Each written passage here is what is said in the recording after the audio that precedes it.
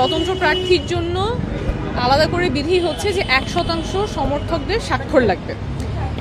যারা এলাকার ভোটার তাদের মধ্যে 1% স্বাক্ষর লাগবে। তার পাশাপাশি যেটা লাগবে, স্বাক্ষরের পাশাপাশি তার ভোটার নাম্বার।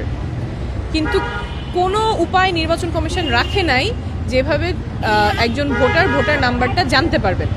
এর আগে এই যে একটা রিপোর্ট আমি দেখাই আপনাদেরকে, ডেইলি স্টারের রিপোর্ট আছে যে 5 পদ্ধতিতে কিভাবে ভোটার নাম্বার পাওয়া যায়। এর মধ্যে পদ্ধতি আছে যে অনলাইনে যোগাযোগ করতে পারবে, SMS করে ভোটার নাম্বার নিতে পারবে, একটা অ্যাপ্লিকেশনের মাধ্যমে, ওয়েব অ্যাপ্লিকেশনের মাধ্যমে ভোটার নাম্বার আসতে পারবে, কল সেন্টারের মাধ্যমে ভোটার নাম্বার জানতে পারবে, অথবা 2টা QR কোড দেওয়া আছে, QR কোডের মাধ্যমে ভোটার নাম্বার জানতে পারবে। এই 5 পদ্ধতির একটা পদ্ধতিও কাজ করে না। ওয়েবসাইট ডাউন, সার্ভার ডাউন, কোনো কিছুই কাজ করছে না।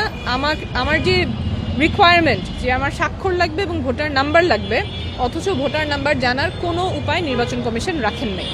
দলীয় প্রার্থীদের জন্য এই বিধি নেই, স্বতন্ত্র প্রার্থীদের জন্য এই যে বিধি, কিন্তু তারপরে উপায়গুলো সব বন্ধ করে রাখা, ডাউন করে রাখা সার্ভার, সেটা আসলে স্বতন্ত্র প্রার্থীদেরকে এক্সক্লুড করারই একটা উপায়, এবং এইটা কোনোভাবেই গ্রহণযোগ্য না। কেন নির্বাচন কমিশন এই পদ্ধতিগুলো বন্ধ করে রাখছে? ভোটার নাম্বার তাহলে স্বাক্ষরের সাথে ভোটার নাম্বার কিভাবে?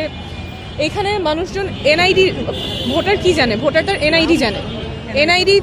আমরা এনআইডিটা রাখতেছি, কিন্তু এনআইডির মাধ্যমে তো আর ভোটার নাম্বার আসতেছে না। যেটা জানে সেটা দিয়ে জমা দেওয়া যাবে না, কিন্তু যেটা মানুষ জানে না, জানার কোনো উপায় নির্বাচন কমিশন রাখে নাই, উপায়গুলো বন্ধ করে রাখছে, সেইভাবে আমার জমা দিতে হবে। তো জমা দেওয়া একদমই ইমপ্র্যাকটিক্যাল, এবং এখানে নির্বাচন কমিশনের জবাবদিহি করতে হবে যে কেন এই পদ্ধতিগুলো বন্ধ করা, এবং বন্ধ